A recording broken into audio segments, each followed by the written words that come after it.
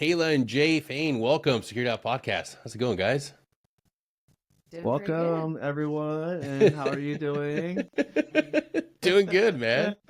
Dude, it's great to have you guys. It's one thing to highlight our veterans and active service members are doing great things. One of the things that I don't get a chance to do is have a couple on that can talk through us the journey of evolving, getting better, and stumbling and staying together and forging something that is life and that's long lasting, because we fall apart and we tend to think that we fall apart by ourselves and we build ourselves back by ourselves. But the reality is we build each other back with a family unit. We overcome things. And Kayla, you're the other aspect of this calculation, this equation that we don't really focus on, the spouse. So today I want to dive into your journey, both, your independent journeys, but together, how you're able to navigate, the marvelous recovery of Jay. Oh man, yeah. So take it away, guys. Dang. Okay. We're gonna have. I always am like, we're gonna have a conversation because I'm like, I don't have anything like sitting in front of me where I have to read, right? Yeah, no cheat code. And I cuss a lot, so I'm like, perfect. Okay, this good. is the place to do it. Yeah, there's no fucking censorship here. Good. We're gonna be great friends. I'm just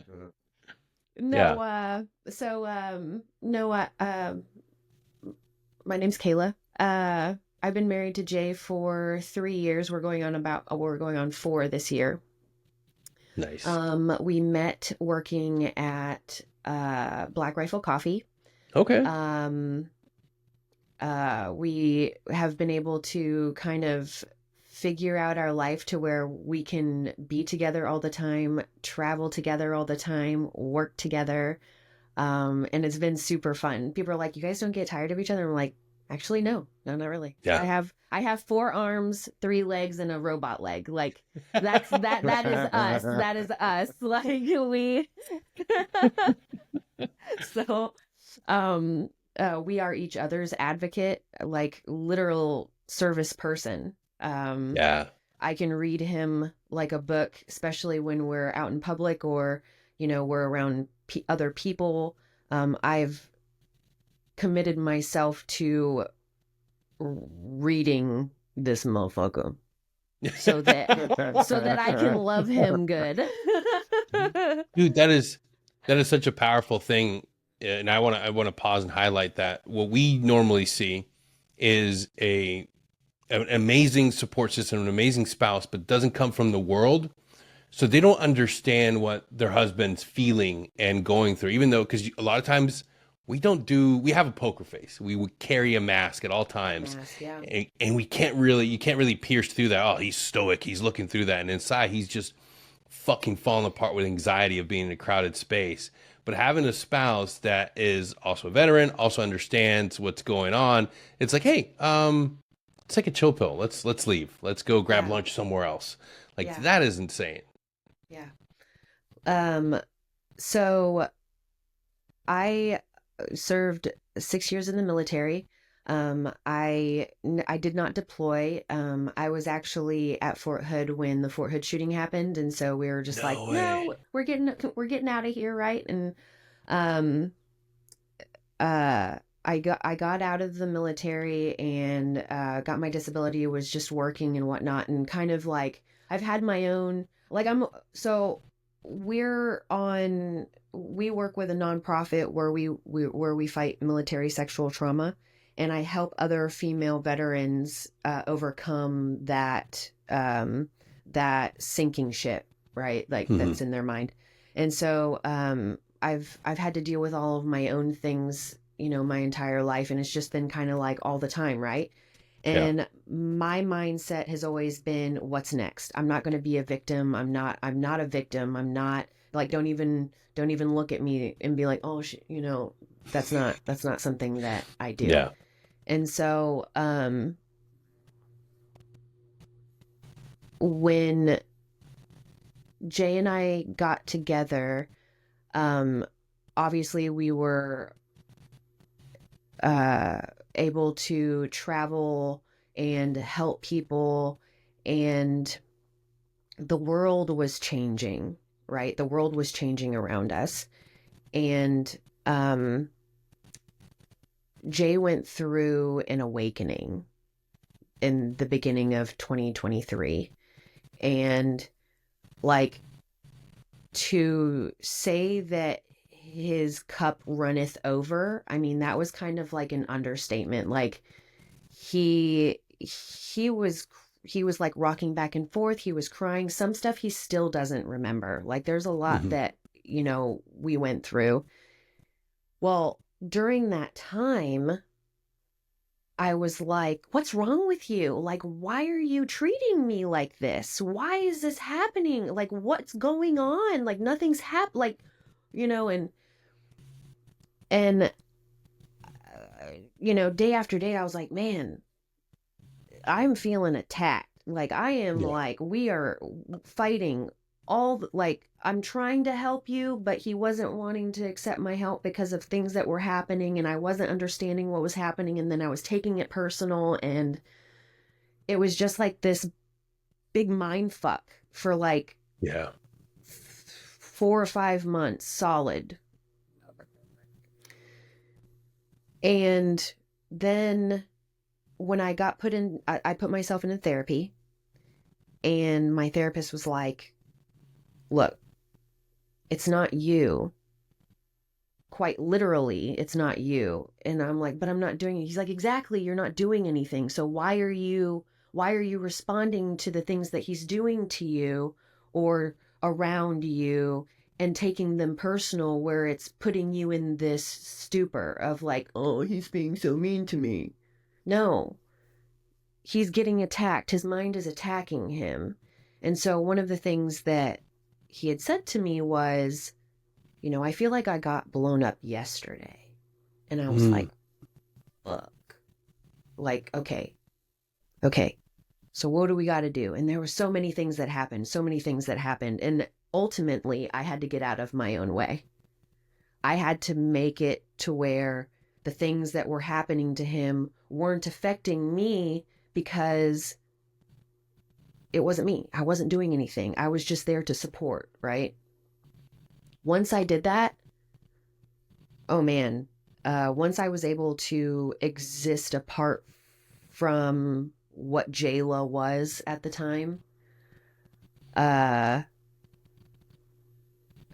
we were able to team up and get through it. Yeah. I was standing in my own way, in my own mental way, like, you know, and then once we got him kind of back to a solid foundation, I had to turn everything back on, right? All my emotions, all of the things that I had to put down. And I went into like full rage monster. Like, I was fucking mad. Right. And then in myself, like, look at this man. He's always smiling. He's always happy. Like, and I'm like, why are you being so mean? Not to him, to myself. I had to say that to myself, because I was being mean. And one day I started treating myself like a science experiment. I had to do something. Like, I remember screaming and crying, and I'm like, right? And then one morning I wake up and I remember being very aware that I was so angry. I just woke up. Like, I was coming out of REM sleep and my eyes were still shut. And I was like, bro, we just woke up. Why are you so fucking mad? Right? Been there. Right. And so then I had to hunker down. We hunkered down. I started, like, every day, like, I quit my job that I was at the time. I was actively figuring out, okay, does it control you? Do you have control over it right now? No? Okay. Well, then you need to get it out of your mind. And so I've been, like, on this active mindfulness journey this last year. And now I can see, like, all of these illusions around me and all of these people that are standing in their own way. And I'm just like, man, once you get out of your own way, I mean, your marriage works, you work, he works. I mean, it just kind of this big cohesive unit now. And Yeah. all it took was, it's your fault. Get out of your own way. Like, it's on you. You can't allow other people to dictate how you feel and how you react and be so responsive. And obviously we all have bad days. And if you fuck with me, I'm going to tell you about yourself, but then I'm gonna be like, oh man, I'm not going to stay there very long. But I apologize. I'm sorry. I did not mean, like, I'm Yes. very more aware that I'm sorry, that's on me. And I'm actively trying to change that. You see that, right? I will not do that again. Yeah, that's a powerful perspective to finally have in life, and it takes work. It's not going to Yeah, come easy. every It's day. not going to be handed to you. It's not something that, yeah, I want to like go back to how you viewed yourself as an experiment, and you were willing to do things that were radical change. I'm willing to. I'm going to quit this job. I can't do this anymore and continue just living in small spaces of small wins, small little victories of being happy, being able to function for one part of my day. Like, no, I want to live my life better, Yeah. be more focused, be mindful. And it takes that radical change. You have to view life as this amazing adventure that could be great, or it could just be mundane. And if I want to be great, I have to take radical change. And sometimes it means, yeah, I'm going to walk away from this high paying job, take a step down from this position, focus on me. And one thing that we don't do because social media only shows us a small percentage. When we see Jay as this remarkable veteran that overcame this horrific injury. And we see him and we hold him in that same time and space forever. The first time a vast majority of us saw you, Jay, was as this fucking badass recovering amputee. I'm going to show you every little bit of my life, getting better, getting my new prosthesis, doing big things. You're awesome. What we don't show, what nobody sees, is on the backside, a young man who's having to adapt to a life-changing injury. And we don't see the bad. We don't see the bad. We don't see the nights where you're not sleeping. We don't see the failed relationships. We don't see the friends that you no longer talk to because, fuck, I'm just angry. I'm a ball of pain and hurt. And we don't see this. We don't see the relationship that it takes two people to heal and recover. And in your journey, like where you're at today, looking back, like at any point, at any moment, did you feel like, fuck, I am wearing a mask. I am wearing a mask and nobody really knows real Jay. Oh, absolutely, bro. Yeah. Um, yeah, so for many years, especially before my breakdown that happened a couple years ago, I mean, I was doing great, feeling great, didn't really like let the externals bother me too much, if that makes sense. And life was good. What I didn't realize what was happening during all that time, like I was trying to, one, like what, especially when I was putting out on social media, like, to be a true influencer to the community that I'm trying to help or serve in, or whomever's watching, like trying to show like, hey, this is who I am, but also at the same time I was being what's the word, maybe steered in the wrong direction at Yeah. times, and I let it get too far. I gave too much trust or too much compassion towards something that I really shouldn't have, and it built up. So yes, I when I started having my breakdown, I put on a full mask. Yeah. I had to become something I wasn't, just because I thought that's how I needed to survive. And then once I realized what that meant, what I was going through, and I can actually like see the world for what it is, like I can take all that off and throw it away. Yeah. And it boiled down to just remembering who I really am. You know, and not letting the external influences in my life dictate who I really am. Yeah.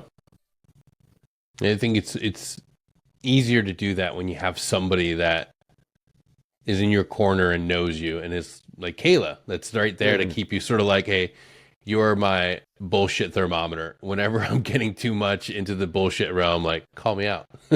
Yeah. Yeah. Because I was doing that for people for years. Like, all right, this is a lot of bullshit you guys are spewing. And a lot of us can see through it. If we can see through it, other people can, you know. But then I started playing at that game at the same time, which I didn't realize I fell into. And that's when my cup started running over. And it really messed me up. Yeah. It really did. And when I was going through all that stuff, I didn't know how to vocalize it or show it or whatever. I just needed somebody or someone to listen to what I had to say. Be like, this is what's going on. This is what I need help with. And it was just really hard to trust like humanity in general, because I was just getting like, there was just failure coming in all directions. And then when I got over myself and we really hunkered down and, just kind of got rid of the things that wasn't necessary in life, everything got very much clear. Yeah. It helps immensely when you can see clear, like what I need, what I don't need. And it's harder now. We have great ambitions as veterans for coming into in our second chapter in life, whether you retire or just ETS and you want to do great things and you maybe take on more than you can handle, and then you can ride that ship. I'm in that right now. You can ride and you can carry on so much, but at some point you need to stop, take a knee and reevaluate and be like, hey, is this worth a mental breakdown? Is this worth, like, you can't do everything for everyone forever. Like, at some point you have to take a knee, man. In your new life, in this new chapter after, post breakdown, how are you both balancing life together? Um, well, well,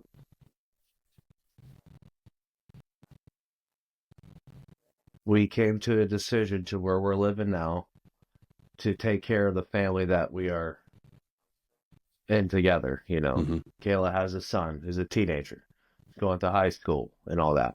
Lives with his father and his family's from here. Life makes very much a lot of sense when I married this woman, knowing that's what she wanted in life. Yeah. Like, how am I going to make that possible for not just her, but me and everyone else in our family? And that made everything so, or like you said, it balanced everything out once I really realized that's what's the most important right now than anything else going on in our life, and then we can build from that. Yeah. I think that, when we as veterans go through a hard time, we're always say, lean on our battle buddies. Reach out. Call me. Boy, did I. And boy, were there fucking crickets. And not only crickets, but like literal people that are in a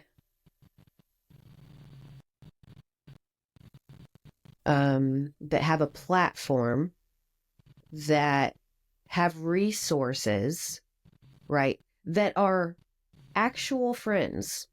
Mm-hmm. Oh, well, he's just gonna have to get over it like the rest of us do. Oh, The fuck did you just say to me? that's so much bullshit. Do you know that I can fucking see you?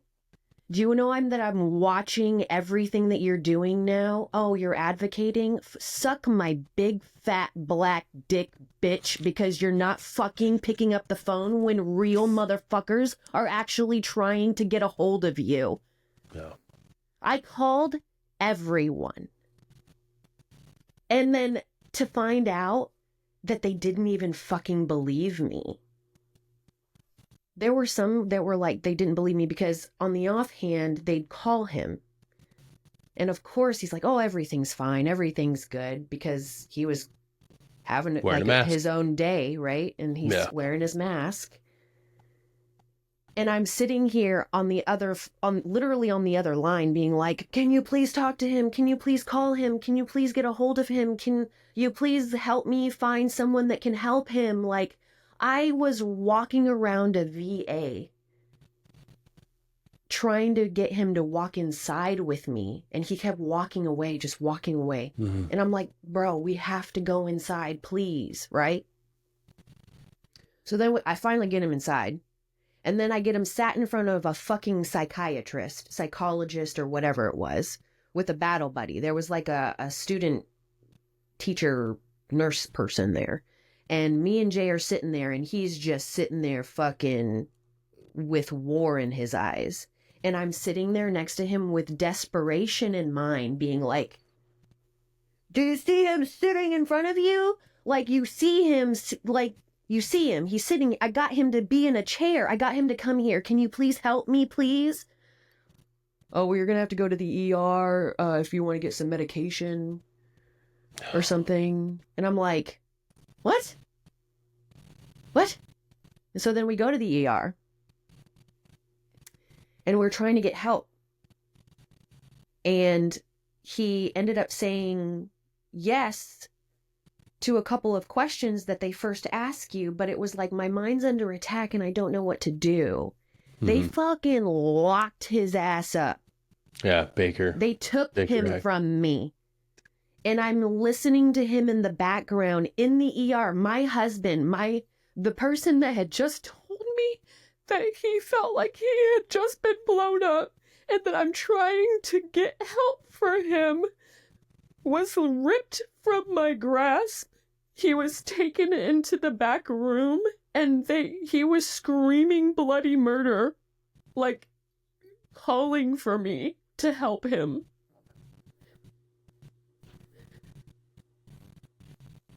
And I'm like,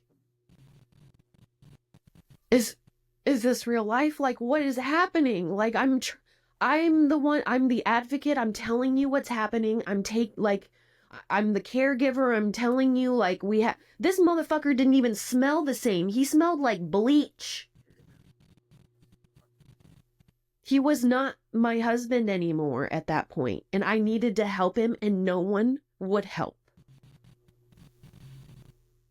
I did that shit. I got him back. We hunkered down. I had to get out of my own fucking way. And we had to get him back and ourselves back and realize that no one else fucking mattered. It was us against the world. Literally. Yeah, I am so sorry that people didn't show up in your time of need. That's one of the hardest things that any veteran, anybody in crisis can go through. Having that, reaching out, having a family member reach out and not getting a QRF, not getting a group of friends to come in. That is hard. That's incredibly painful. I got told that, oh, well, we can help him. We'll just come and black bag him and we'll take him and he can go to a facility. I was like, black bag him what? Over my dead body. How about that? We can't just have some fucking camaraderie. He can't have some friends that he knows that actually care about his well-being instead of him being a shiny fucking toy.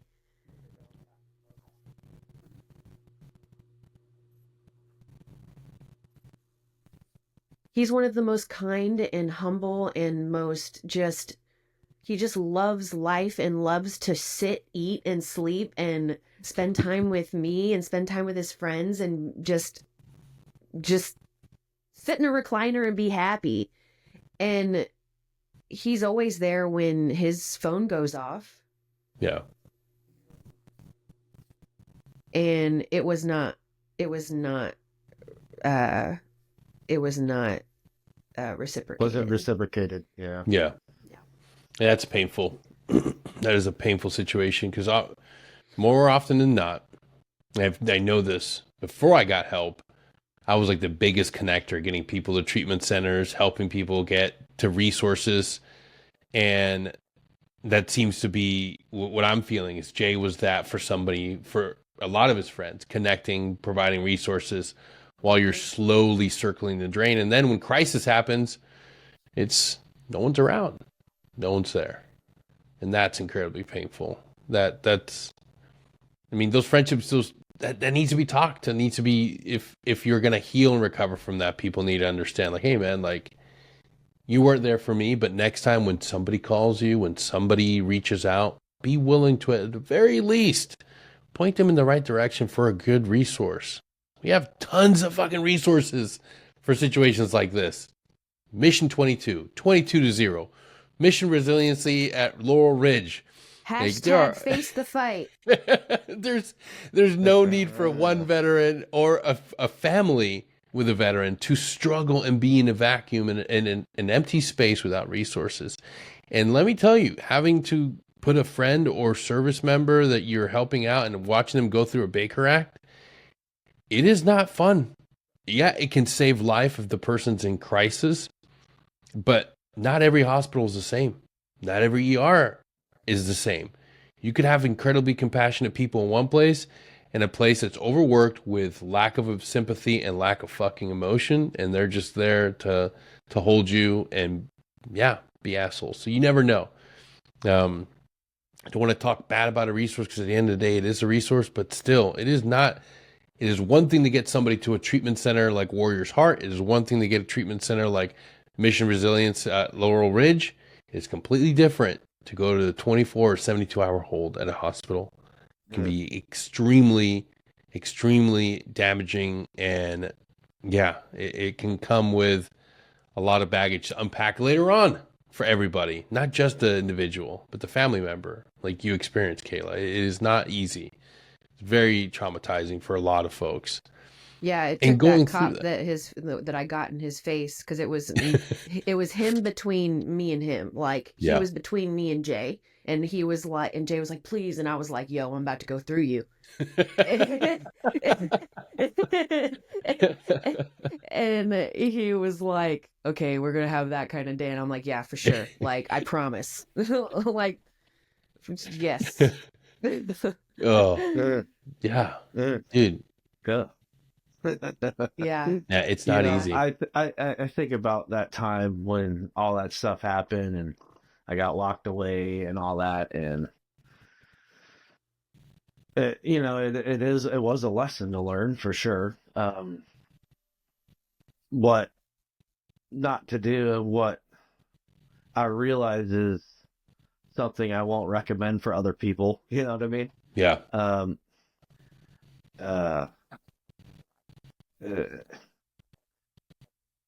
I remember getting so angry that they did that to me that when I finally got to leave, I yelled at the whole staff. I was like, "You guys are not helping, not one person doing this." Yeah. He screamed at everyone, and I was like, this didn't help me one bit. I sat there for 48 hours in my own thoughts, in a room. Fuck that, yeah. And with there was someone on in the room. Yeah, a nurse there 24/7, just kind of sitting there on their computer doing whatever. I was just like, I'm sitting there just kind of like, talking to myself in my mind. I was like, how is this helping me? Like, I am a veteran in crisis. How is this helping me? And how does this help anybody else? This is a system that is supposed to help.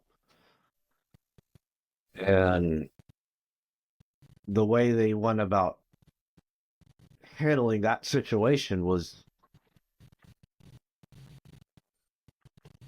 subpar. You know, Yeah. it was not to the standard that they should be holding. You know, because there's a lot of men and women in there, in and out of that, in all those facilities every day. You know, every time we go to an appointment, that I could just see it in their faces. They are looking for the help when they get there, or they need something. You could just tell when you're there. And it's just like, man, you know, like, they do a lot of good things, but there's just a lot of other things they just don't. Yeah. And we're still in the crisis with mental health care professionals. We're still limited. There's still a shortage. But that doesn't mean we shouldn't be trying to make these processes fucking better.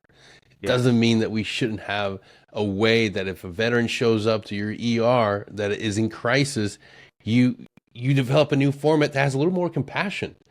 Like, it should be a checklist. Random fucking individual off the street, veteran. Okay, let's treat them a little differently. This isn't a fucking homeless guy that was just jerking off out in the streets, losing his fucking minds. Right. Got it. That individual, maybe by himself.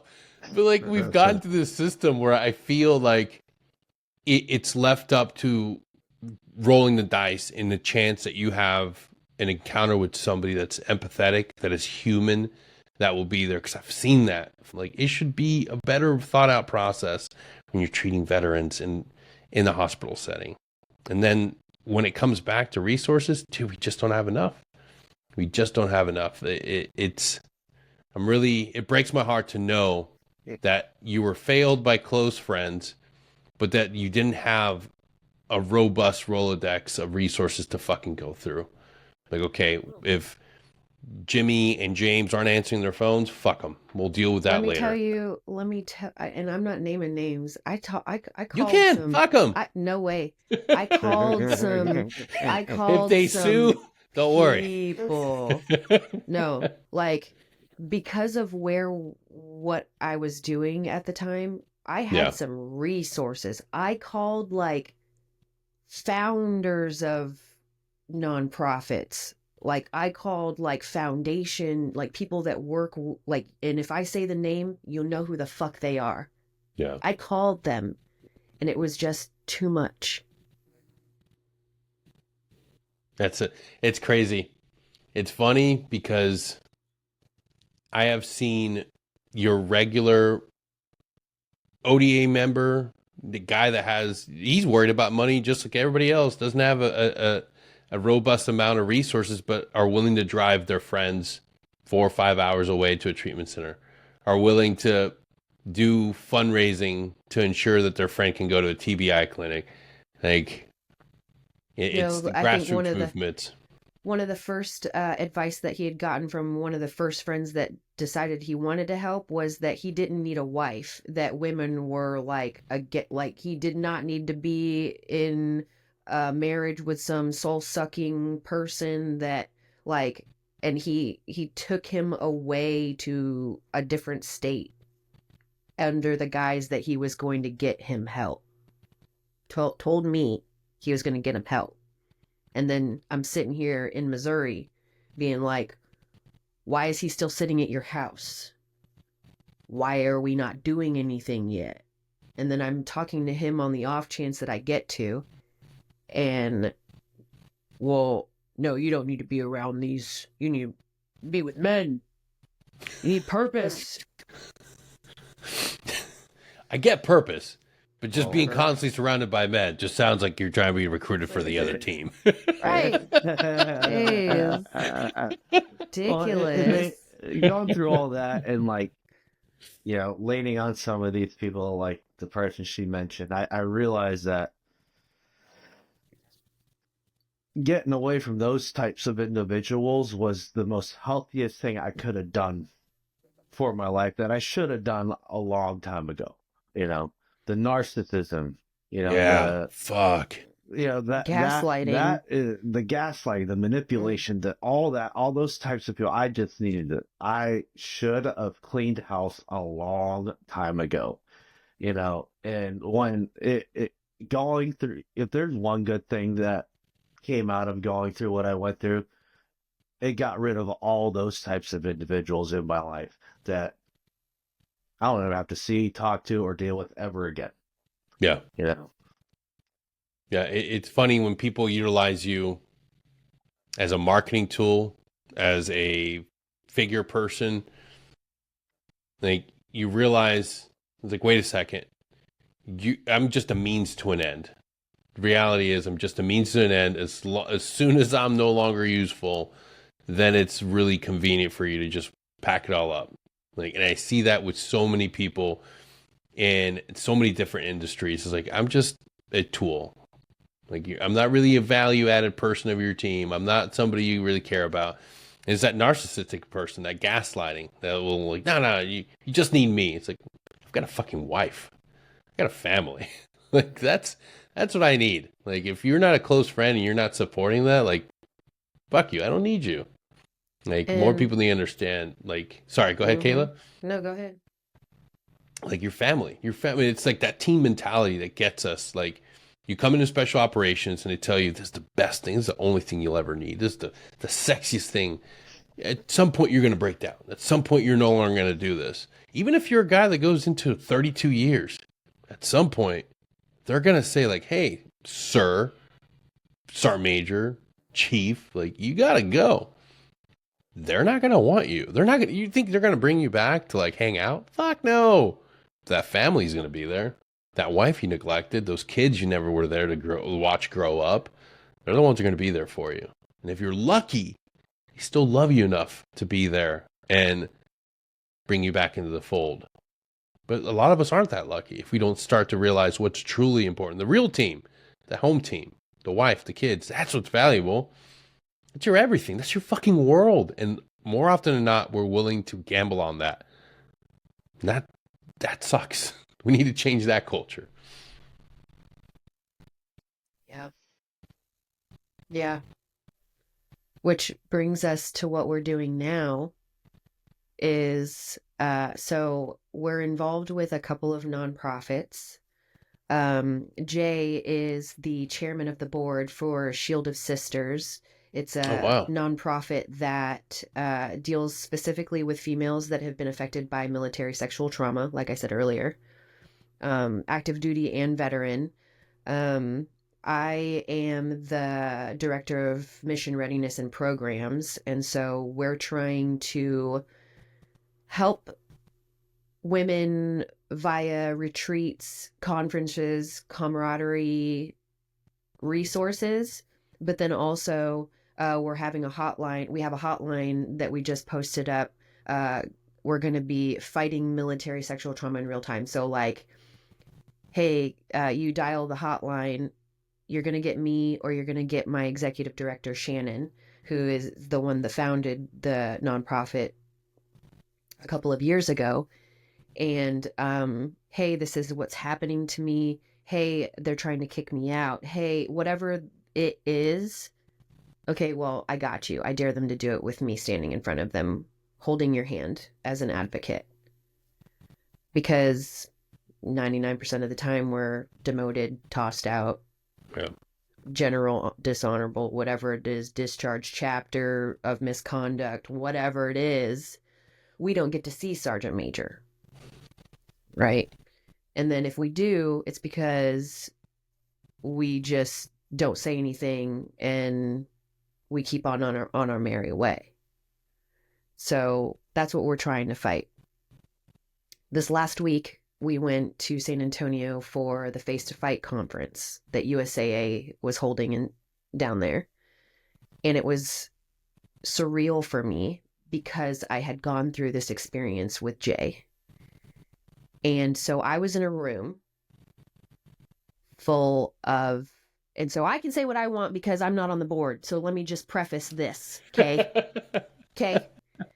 We'll put a disclaimer up. Shannon knows who she brought on. So we're there at Face the Fight, and I'm in a room full of people that are the people that are making the policies for these nonprofits. And we're talking about Face the Fight, the USAA Foundation. We're talking Shield of Sisters was there. We were, help me out. There were more people there. Overwatch. There were Canines for Warriors. I mean, there were people there that were fighting veteran suicide. We're trying to figure it out, right? And so I'm sitting there and I'm listening to this panel, and it's all research and data. And I'm like, does everyone else see what I'm seeing? I looked at Jay and I was like, is this a fucking joke? Am I sitting here in this room with these people that are spewing lies? Now, to me, they're lies, right? Because I'm jived. Like I'm a woman scorned by the system, right? It's not lies that I'm not going through it, because I was mad. I was mad, man. I was crying that I was so angry. And one of the guys that put the whole event together came over. He's like, "Are you okay?" And I'm like, "Actually, no, I'm not." And I told him, I was like, "See my husband over there? The guy with the one leg, you know?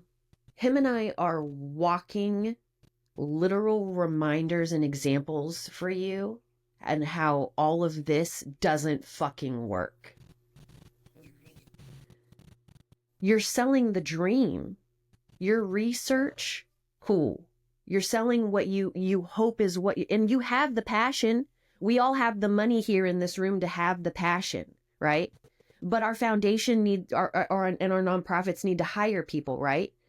And so the people that you're hiring, that your policies are trickling down to, there's no fucking bridge from you to them, making sure that these things and the veterans that they're serving are making an actual difference to make your research relevant at all. Like, you were telling me what you like by reading. Why don't you come down here and talk with some of these people? Why wasn't somebody like, why didn't I not deal with someone like you at your organization when I called? Like, it's not trickling down. There's a big divide, and they're wondering why everyone's so angry.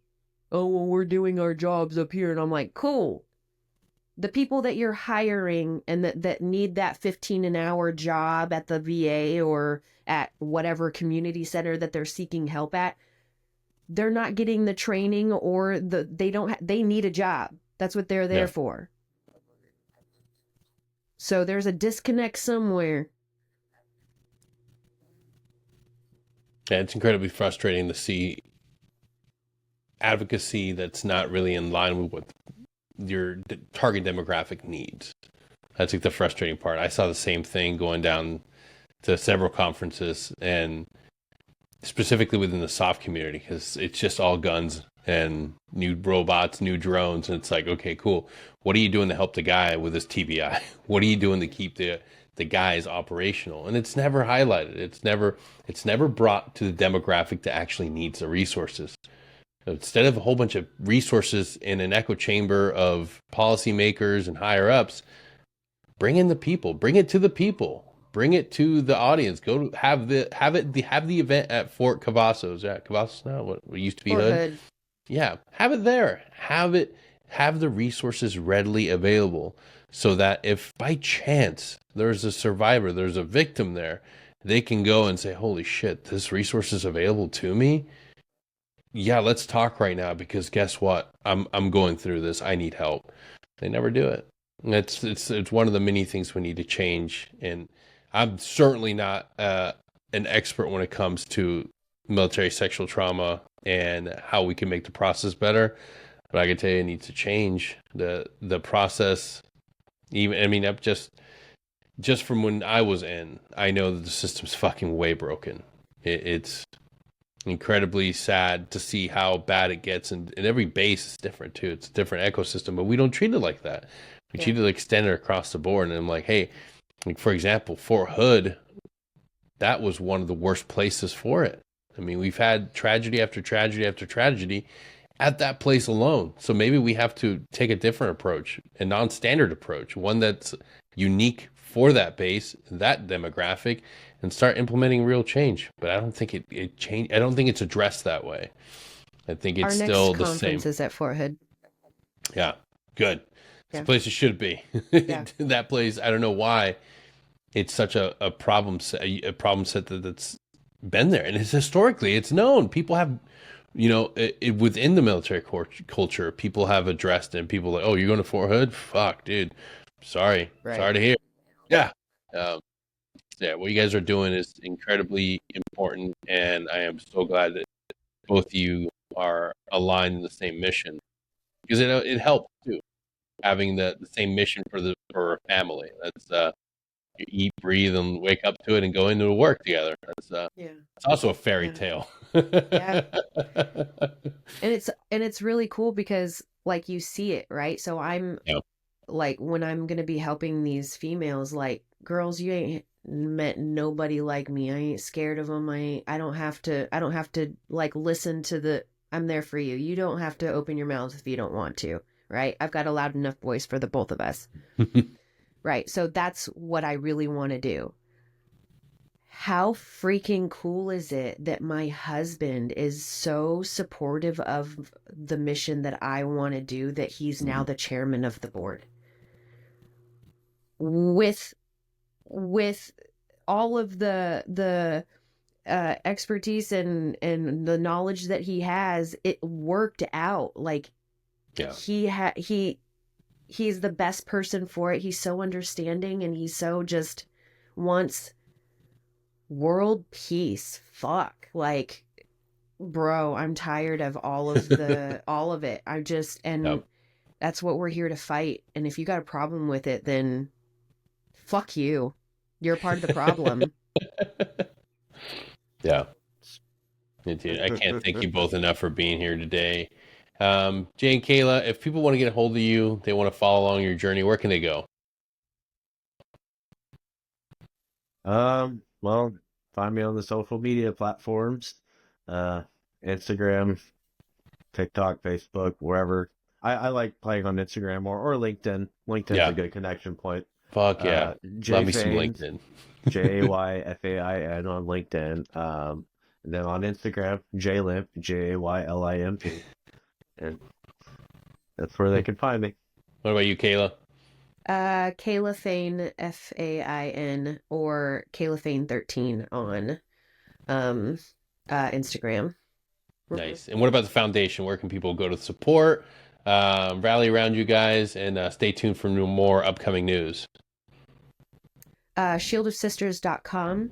And for any females, veterans, or active duty that have experienced MST, we have a hotline on the website, 844 SOS MST0. Awesome.